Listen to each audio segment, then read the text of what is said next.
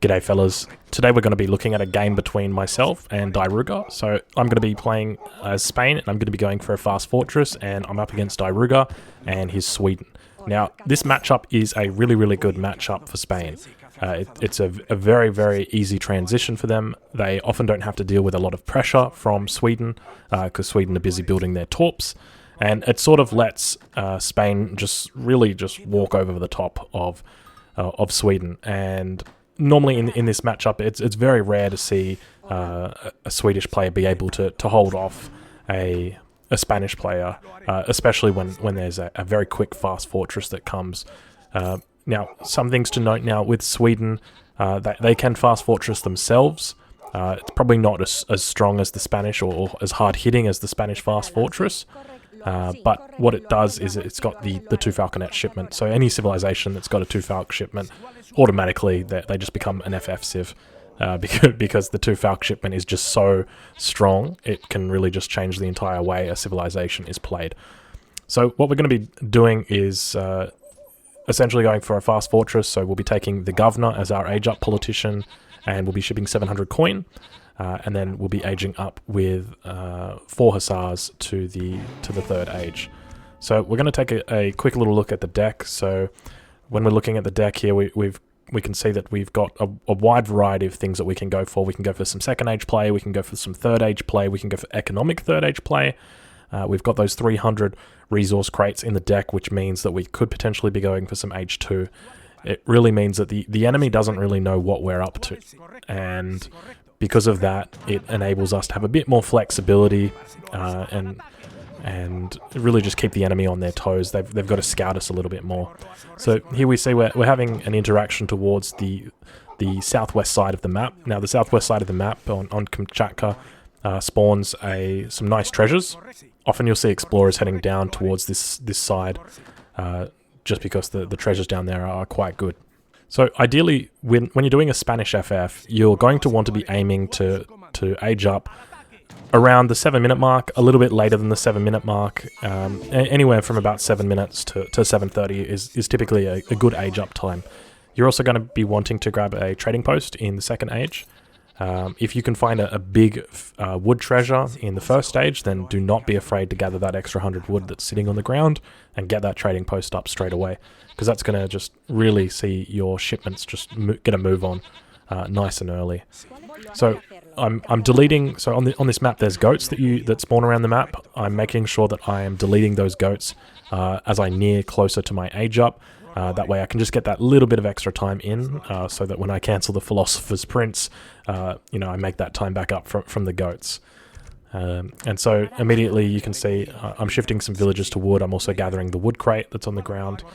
Realistically, I should be shifting all of my villages to wood, and the reason why is because I want to get this trading post up as soon as possible, because I don't know where the travois is, and there's a chance that I may miss it.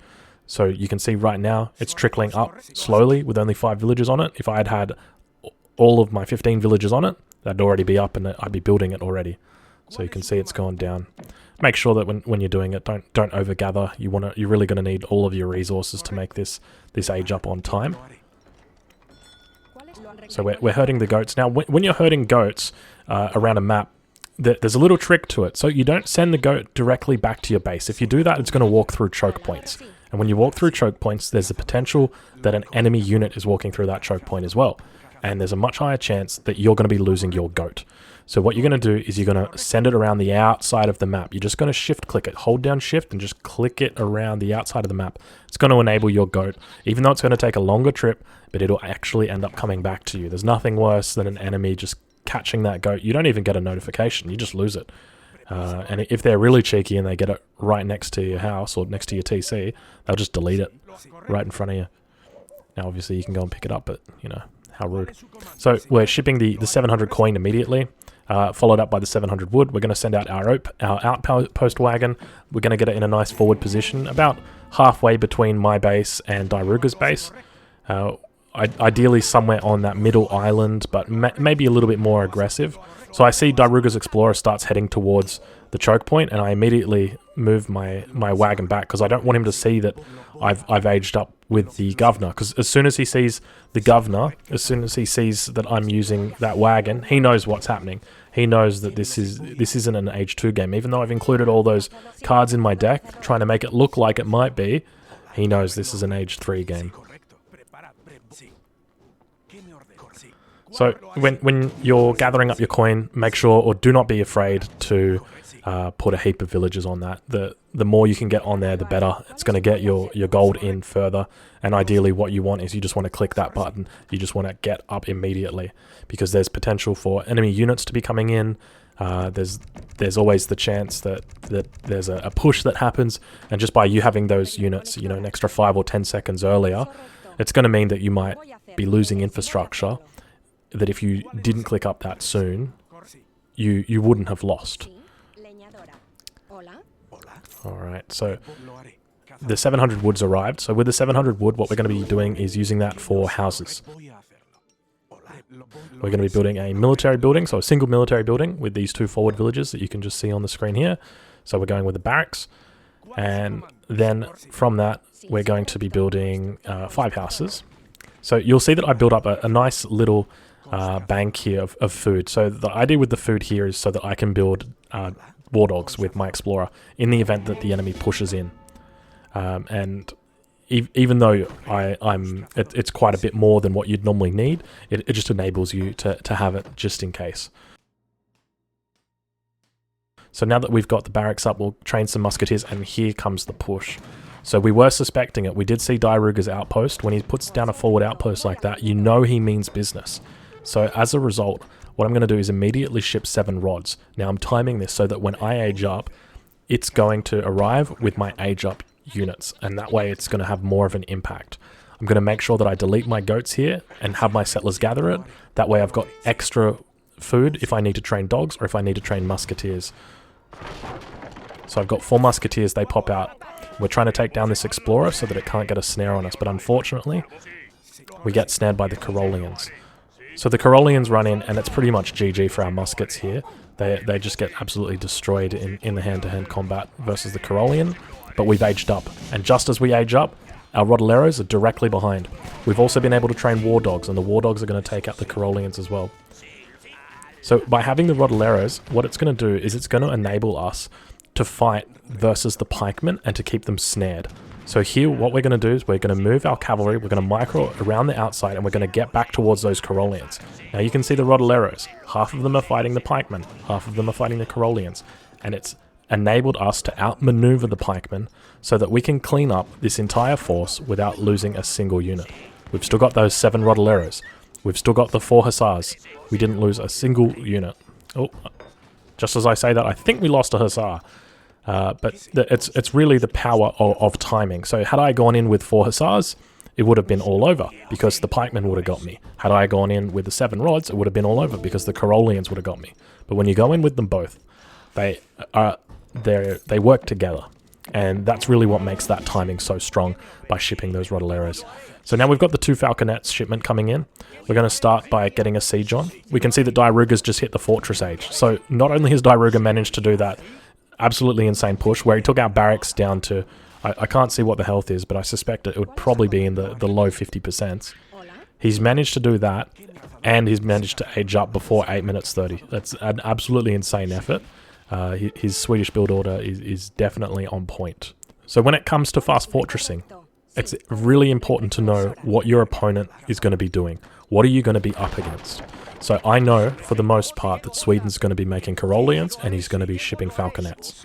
He's probably got his Falconets on the way right now. I really wouldn't be surprised. And that means that I'm going to have to be really careful with my Falconets. I've got to be babying them the whole time. Because if I've got them sitting here, attacking this barracks or the town centre, and those 2 Falconets pop out, and my Falconets are doing their own thing, and I'm over-microing a villager, that's it. The fight's already over before it's begun. Because his 2 Falconets take out one of my Falconet. And by the time that I can react to that, I can shoot back at his Falconet, but only with 1 Falconet. So he wins the Falconet war. Then it's 2 Falconets to 1. And that's a really, really difficult fight for you to win. If you can manage to come out on top of a fight after losing the Falconet War, then you're doing something really right. So here we can see we're deciding to siege the town center.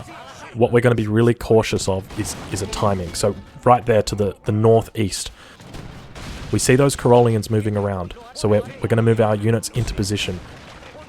We're aiming to block them from hitting the cannons because that's what the target is going to be. They're going to be wanting to hit the target. So here, we see the villagers pop out of the town center. This is an immediate cause for concern. These are going to soak so much damage. The Corollians are pushing, and Minutemen have popped out at the same time. These Minutemen have a bonus against our Falconets. We want to make sure these go down. And on top of that, we've got the Corollians coming in from the top, and the Falconets are popped down at the bottom. This is a huge timing from Dairuga. He's been able to pull this off perfectly, but unfortunately, he loses the Falc War. You see my Falconets got the first shot off. They're very, very well timed, but they've died. They've died to the Corollians because I have mismicroed. I've moved my Lancers and my cavalry to the north to fight against the small group of Corollians that came in. And as a result, all the Corollians from underneath the town center were able to sweep in and were able to kill the Falconets. And that's enabled Dairuga, even though he lost the Falconet War, to win the game. I've resigned in this position because I knew that from this point, I really didn't have anything. I had 21 settlers compared to Dairuga, who probably had close to 23 or 24, and he had a whole bunch of torps. He was going to be making plenty of units, and there was no way that I could come back from that. So absolute hats off to Dairuga. He played it incredibly well in that game. And even though we lost it, we can still take away the lesson that when you are executing a plan, be flexible, because it can mean the difference between winning and losing. In this case, it wasn't the difference between winning and losing. Dairuga was able to pull off a win here, but we were able to stop his push. We were able to kill his 8 pikes. We were able to kill those 10 Corollians, and it meant that the fight that we had at his town center was a lot closer than it should have been. If you've enjoyed the video, please leave a like down below, and thank you very much for watching.